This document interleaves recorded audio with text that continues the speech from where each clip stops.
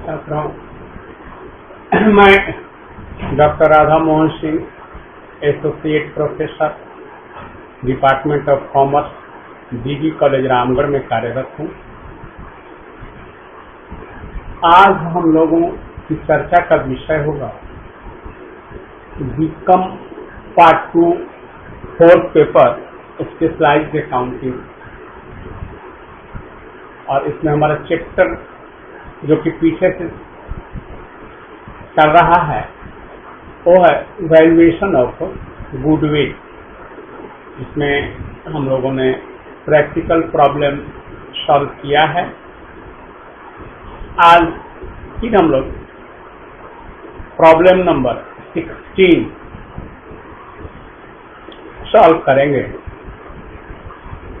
यह है capitalisation profit method, क्योंकि हम लोग वैल्यूएशन गुडविल का और उसका कैलकुलेशन कर रहे हैं। तो इसमें हमारा अभी जो प्रॉब्लम नंबर 16 है वो है कैपिटलाइजेशन प्रॉफिट मेथड पर। अब इसके सॉल्यूशन में कैपिटल इम्प्लायड 1 लाख रुपया और हमें कैपिटलाइज प्रॉफिट निकालना है 22,000 बटा 10 गुणा 100 बराबर 2,20,000। गुडविल जब निकालेंगे तो goodwill is equal to capitalised value minus capital employed. हमारा कैपिटलाइज्ड वैल्यू है 2,20,000 और जैसा कि कैपिटल इम्प्लायड दिया हुआ है 1 lakh, therefore goodwill is equal to ₹1,20,000। यह हमारा हो गया आंसर। अब आगे हम लोग देखेंगे प्रॉब्लम नंबर 21। जैसा कि आप लोग किताब के बारे में जानते ही हैं कि एसके सिंह की किताब है, डॉक्टर एसके सिंह।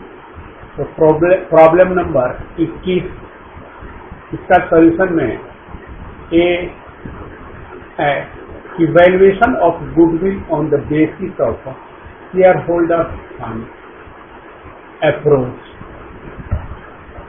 अब शेयर होल्डर फंड अप्रोच के आधार पर हम लोग वैल्यूएशन करेंगे गुडविल का। इसमें 3 स्टेप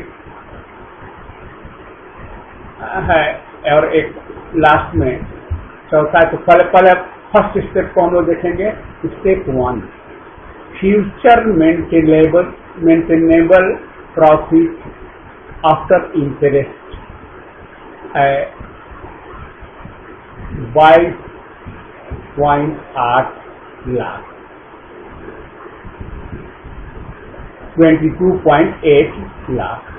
स्टेप 2 में normal capital employed is equal to future maintainable profit into 100 divided by rate of return. यह फॉर्मूला हमारा होता है। तो देयरफॉर हमारा फ्यूचर मेंटेनेबल प्रॉफिट है 22.8 गुणे 100 और बटे में रेट ऑफ रिटर्न है 20। तो हम लोगों ने किया 22.8 बटे 20 गुणे 100 बराबर 114 लाख। यह तो हो गया स्टेप 2। अब हम स्टेप 3 देखेंगे। गुडविल निकालेंगे कि goodwill is equal to normal capital employed minus actual capital employed. तो हमारा एक्चुअल कैपिटल इम्प्लायड बराबर total asset minus outside the liability, जो कि हमारा टोटल एसेट है 260 लाख और आउटसाइडर लायबिलिटीज है 160। तो 260 में 160 हम माइनस कर दिए तो हमारा आ गया 100 lakh. Therefore, goodwill is equal to 114 lakh, जो हमारा आया था normal capital implied, minus 100 lakh बराबर 14 लाख।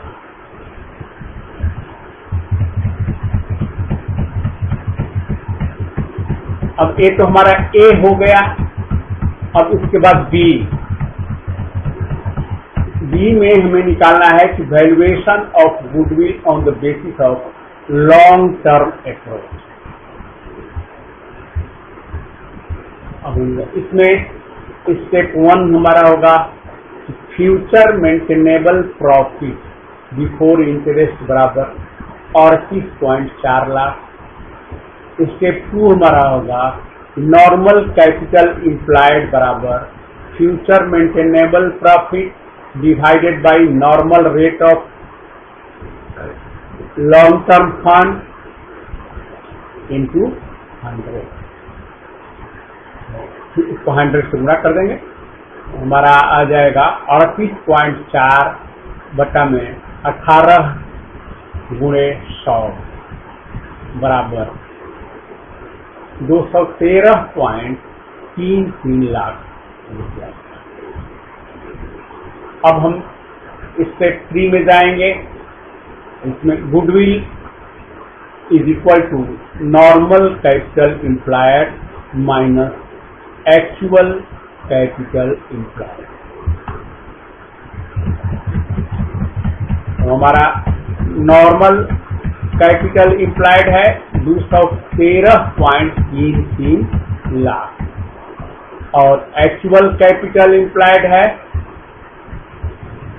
हमारा 220 लाख। अब यहाँ हम 213 माइनस 33 लाख में 220 लाख घटाएंगे तो हमारा हो जाएगा माइनस 6.67 लाख। यही हमारा हो गया माइनस 6.67। अब हम चर्चा करेंगे हमारा जो एक और गुडविल के कैलकुलेशन का मेथड है एन्युटी मेथड। इसकी चर्चा हम लोग पीछे इसका फार्मूला में कर चुके हैं। तो इसमें है प्रॉब्लम नंबर 24। इसका सॉल्यूशन हम करेंगे।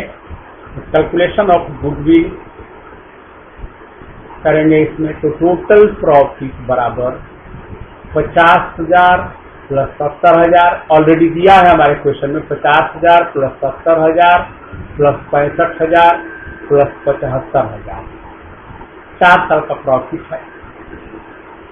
प्रथम वर्ष में 50,000 प्लस 70,000 65,000 और 75,000 सबको हम सबका टोटल करेंगे तो हमारा टोटल आया 2,60,000 और नंबर ऑफ ईयर्स है 4।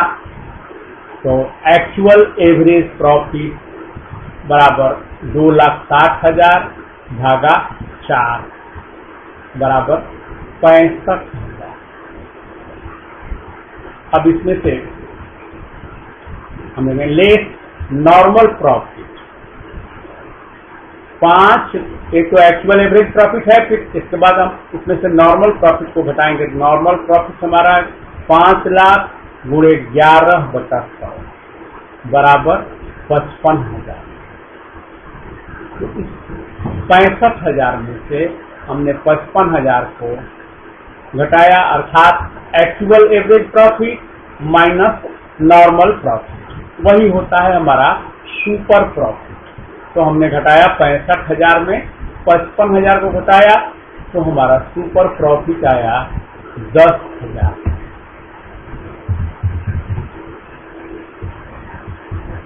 वैल्यू ऑफ गुडविल हमारा हो जाएगा 10,000 गुणे 2.82 पहले आया तो बराबर 28,200।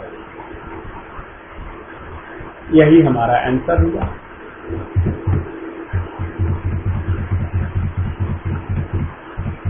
अब आगे हम लोग परचेज प्राइस मैंने नेट वैल्यू एसेट मेथड से हम लोग निकालेंगे purchase price net value asset method. इस पर एक प्रॉब्लम हम लोग सॉल्व करेंगे। Problem number 27।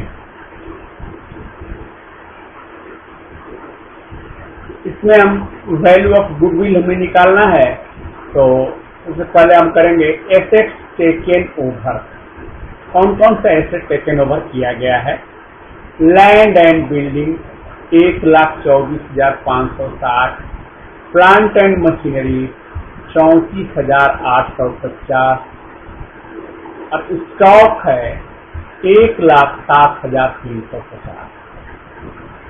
इन तीनों को हम जोड़ देंगे तो हमारा आया 2,66,760। इसमें से लेस करेंगे बैंक लोन और क्रेडिटर लायबिलिटीज को, एसेट्स में से लायबिलिटीज को लेस करेंगे तो बैंक लोन हमारा है 60,000 और क्रेडिटर्स है 40,000 बराबर 1,00,000।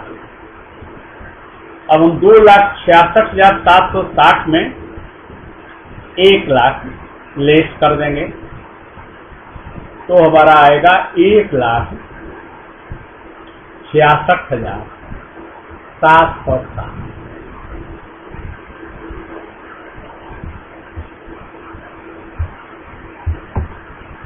अब गुडविल हमें निकाला है तो परचेज कंसिडरेशन है हमारा 3,00,000 का और उसमें से लेस करेंगे नेट एसेट 1,66,760 हमारा आया नेट एसेट। ऊपर में जो कैलकुलेशन हम लोगों ने किया तो 1,66,760। तो 3,00,000 में से जब 1,66,760 को लेस करेंगे तो हमारा बैलेंस आएगा 1,33,204।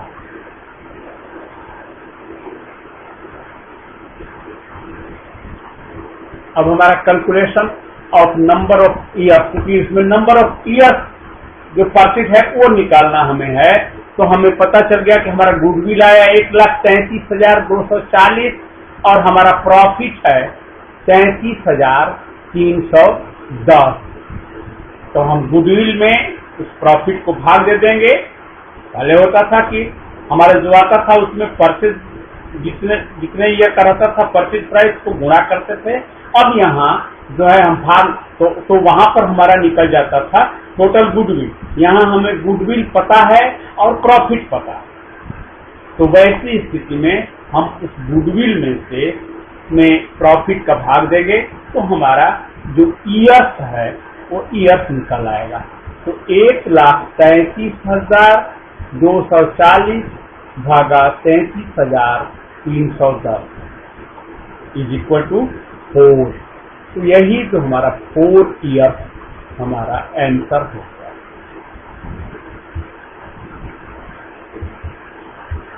यह 4 ईयर जो है यही हमारा आंसर। चलिए तो आज के लिए बस इतना ही। और यदि हमने जो भी आपको जितने भी प्रॉब्लम सॉल्व किया जो कि ऑलरेडी स्क्रीन पे है और साथ ही इसका हमने डिस्क्रिप्शन दिया, उसको हमने समझाने का प्रयास किया और मैं उम्मीद कर रहा हूं कि आप लोग इसे समझे होंगे। इसके बावजूद भी यदि कोई ऐसी टेक्निकल चीज हो जो न समझ में आई हो तो आप कमेंट के माध्यम से हमसे आप संपर्क कर सकते हैं, क्योंकि